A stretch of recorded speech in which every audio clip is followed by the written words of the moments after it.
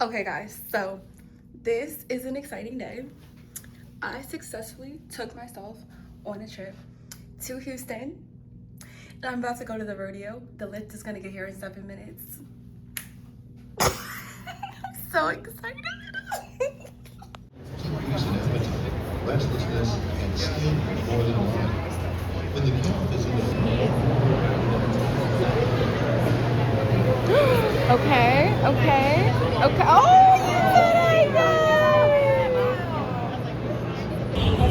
So the cotton candy wrap bacon is really good.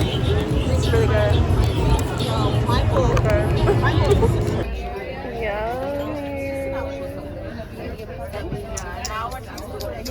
I love it. It's like girl rolls in here.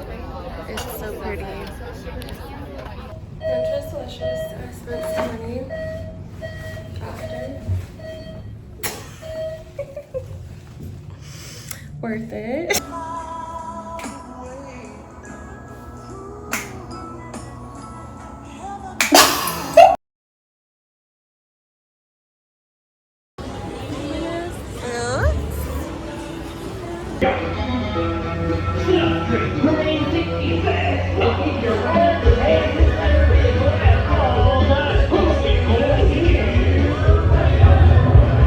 Okay, so this is really late because I've been super busy over the past couple months or a month or two, whatever, however long it's been. But yes, I went to Houston. It was so much fun. I went to the rodeo and I watched chickens hatch and I went to the butterfly garden and I had cotton candy wrapped bacon and just a whole bunch of, oh, I had Mama Tina's gumbo. It was actually good regardless of the reviews, but I feel like a lot of reviews are good, but I liked it. So whatever to anyone else. I'm a hardcore Beyonce fan. Beyonce, Kelly, Michelle, Mama Tina, Solange, all of them. But anyway, so on the plane I watched 13 Going on 30 for the first time. And that movie, it was very comforting, and I'm honestly surprised that I've never seen 13 Going on 30 before, because it's one of those movies, those classic movies that you kind of grow up with. Like, I feel like it would have really made an impact on me if I had watched it when I was a kid. You know, similar to Devil Wears Prada, which I'm gonna get to see within the next 2 weeks. I'm going with my mom and my grandma because when I was younger, we all would love to watch Devil Wears Prada together. And it was so much fun. So now we're gonna continue that into Devil Wears Prada 2, which is exciting. But yeah, I feel like you kind of watch those, like Devil Wears Prada, Uptown Girls, 13 Going on 30. I'm sure there's another one that I just can't think of right now, but it's all like the same category of girlhood. It's the same girlhood category. And what I thought it was going to be about, I thought it was going to be something very different than what it was. So I thought that 13 Going on 30 was her going to kind of emotionally, not coach, but like just kind of lead her younger self in the right direction, so everything that affects her in the future doesn't happen because she changes it in the past. Like, I thought it was going to be she fully goes back in time to her younger self to have her fix everything, but it's the opposite. I learned it's when the magic dust falls from the house that the guy got her, her best friend got her, then she's transported into her body at 30 years old. So yeah, and then she doesn't know about all the bad decisions she made, because the moment that it took her and put her in her 30-year-old body, she would have never made all the decisions that she decided to make. Like, the moment when the dust hit her little forehead 30 years ago, not 30, like 20 years ago or whatever, because I think she was like 12. Everything right up until that moment, she would have never been mean to her best friend. She would have always, you know, gone with her own ideas, not stealing ideas from people and everything. So, yeah, she just was a better person before that day, before that moment. So that does really help to turn things around for her. So yeah. And then of course everything was happily ever after, because I was like, oh my gosh, she has to deal with the consequences of her own actions. I hate that for her. But then she didn't, you know, she got the guy. Everything that was a consequence of how she acted after her birthday party was no longer a consequence, because she saw all the damage acting like that would do to her life in the future. So she went back in time, out of her older body into her younger body, and she got to just grow up knowing that she needs to do better to get good things, you know. It's karma, it's consequential. Like, she can't just be an a-hole all over the place because she wants certain things. But that's how some people are, and she has to learn from that. And once she learned from it, she got her happy life ever after, and it was beautiful. But yeah, it's like another one of those fashion movies. That's why I compared it to Devil Wears Prada and Uptown Girls, and I know there's more of those movies. I just could not think of it right now. That's just like a common theme, you know? Like, so many little girls wanted to be a fashion designer growing up. Like, I wanted to be a fashion designer. I did not do that with my life. But it was because of all of those movies, you know, those princess dresses and Devil Wears Prada and what's it, Confessions of a Shopaholic or Secret. Yes, I think it's with her green scarf and her red hair. That one. Yes. Even Ella Enchanted, when they go shopping, you know, she goes shopping with the guy's daughter. That was like a pivotal moment, and they used a credit card that's only for emergencies. So yeah, it was really cute. It was really, really cute. I really, really loved it. The other movie that I watched is, of course, recent. It just came out. The Drama with Zendaya. So me and my friend went into this movie only knowing, like, okay, it's a movie with Zendaya and Robert Pattinson is in it, you know, like Twilight and just Zendaya Coleman, like, or Zendaya. I don't remember Tom's last name right now, but yeah, Zendaya. I'm pretty sure her name is Zendaya Coleman. I can remember that from Shake It Up. Zendaya Coleman. At some point it was changed to just Zendaya, but I'm pretty sure it was Coleman at some point.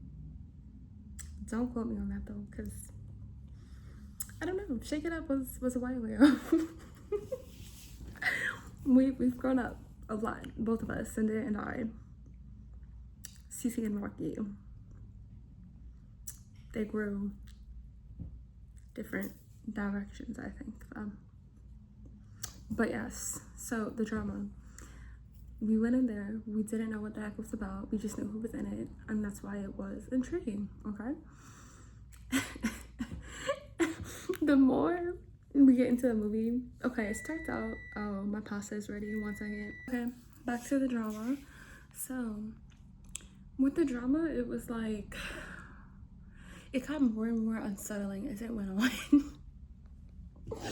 So they started with this game, and they're like, oh, you guys have wedding jitters, and because Zendaya and Robert Pattinson are gonna get married, and they're practicing like a dance, and they're planning all these things for the wedding. They have to fly the parents out, all these things, and it's really cute.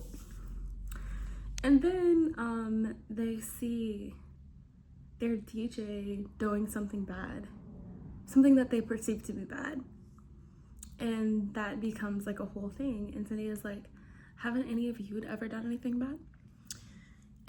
And then their two friends are like, oh yeah, well, before we got married, we told each other what the worst thing we ever have done was. And then after this, it's like, okay, what's about to happen? So Rachel, and there's another show, it's a show, not a film, but I can still talk about it because it's my channel and I do what I want. But anyway, so they keep using the name Rachel though in projects. It's so interesting. But anyway, so this Rachel in the drama, she's very annoying. She's not a good friend. She was very hypocritical. I did not like that lady. And her husband, I was about to say boyfriend, but I'm pretty sure her husband, it was like, it's been a few weeks since I watched this movie.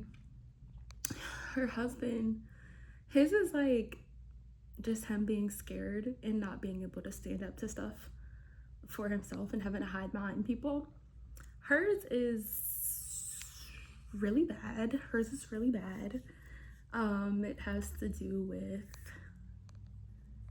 just mistreating someone with a disability. And Robert Pattinson, I can't remember his name. He's like a bully. And then Zendaya goes. And Zendaya's was the most shocking. And it was just like, everybody in the theater was like, Zendaya did what now? So yeah. And then it was just like everybody immediately turned on her. But the worst thing that she ever did was thinking about doing something, was planning to do something. She didn't actually do it. But, and I'm not gonna say like what she was thinking about doing. And this movie's been out for a couple weeks, so a lot of people already know, I'm sure. But she didn't do it. Everybody else did what they were gonna do. She thought about it. And then there was one scene in the movie where they were talking about a billion people probably think about doing something like that every day, and we would never know because they'd never share it. And then it just showed all these people walking around just like, oh, this person might think about doing this and this, and it's really terrifying because you're sitting in the dark in a movie theater and it's like scary. Like, what do you mean that person is thinking about this and that person is thinking about that? Like, that is terrifying. Get me out of here. And then the movie goes on and Zendaya starts throwing up. I did not need to see that, ma'am. They could have left that out because that was just, it was really gross. I guess she was like stressed throwing up because everybody in her life was like turning their back on her because she told them what she had thought about doing, what she almost did, but she didn't actually do it. And the thing that she did is like, I feel like they should have had a trigger warning, but if they had a trigger warning, like, I don't know. I feel like they would have gotten a lot more backlash for the film. I don't know, actually. I feel like it was just a controversial thing to put into a film, I think. But it was a good film. I enjoyed the film. I didn't quite enjoy the ending. I feel like Zendaya should have gone her own way and, you know, I gotta go my own way, you know, because I just didn't like that she just kind of forgave everybody for being shitty to her. And there of course were like humorous, dark humorous parts in it. Like all the clips of Zendaya when she was a kid. I keep calling her Zendaya. It's not, I think it's Emma. My bad, Zendaya. All the clips of Emma when she was a kid. And those were just really like cringy. And like it's unsettling, but it was just like very cringy. Anyway, yeah, just her taking her little Snapchat fried photo images, whatever. It was a good movie. Just be warned that is a little unsettling because the main topic is something that is really, really horrible. And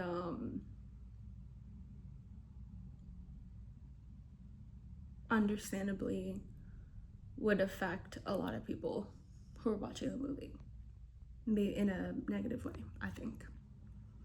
So yeah, we just kind of left the theater not really liking the ending, but of course, like, I don't want to tell you the ending. I just didn't like it. It was shitty. I wanted her to leave. I wanted her to be gone. I wanted her to be out. Get on a flight, just leave everybody and just do your own thing. Start fresh, because those people were shitty. Her fiance was shitty. Rachel. Okay, let me get into the other Rachel in the other thing, which is a film. What is it? We Will Not Be Lovers. That's a song that they had in it. We will not be lovers. Okay, but yeah, so that was called Something Very Bad Is About to Happen, or going to happen, or about, I don't know. But that was a good series. So there were a lot of plot holes though. I kept watching it. I thought it was gonna be more like a psychological thriller thing, because they started out the series talking about this man who had offed his wife or something, and they were talking about this custard shop, and they were talking about how she was thinking, Rachel, the main character, was thinking that her fiance's family was out to get her, and then Rachel had found this like doll's shoe in the bathroom, and she found the bracelet of the people who had died at the custard shop or something like that. And like, they never go back to that. Like, they never, I feel like they could have made this two different things. Like, I feel like it didn't need to be in the same story. It doesn't really make sense. It's like they started out strong and then they just like abandoned that idea. And so we're left wondering, like, what the heck was that for? And then I guess it's supposed to just be like, oh, it's supposed to just steer you away from what the actual problem is. But the next part is like people who live forever, like immortal beings that witness weddings and a curse put on a family. Like, it was just, and it was like in a campy way. So it wasn't like a hauntingly scary, because the immortal person wasn't scary. He was like a chill guy, you know? And then there was the question of like, if this person died, why didn't that person die, and that person died, and then okay, now she's immortal. And it's just like, y'all could have made two different films or two different shows. Like, it did not need to be mashed into one thing, because it's two different things. The beginning is one thing and the ending is a whole other thing, and they don't go together. They don't go together. Don't piss me off. They don't go together. I wanted to watch Miu and Tuscany, but I have not gotten around to that, and I really hope it's in the theaters, and I just haven't gotten around to seeing it because I'm so busy. I'm so busy. Like, right now, I'm literally chasing daylight trying to record this so fast because I have to go out in a few minutes. Like, I need to finish my food, chill for a second, and then I need to be back in my car and go to the other, for this project I'm working on, I'm facilitating.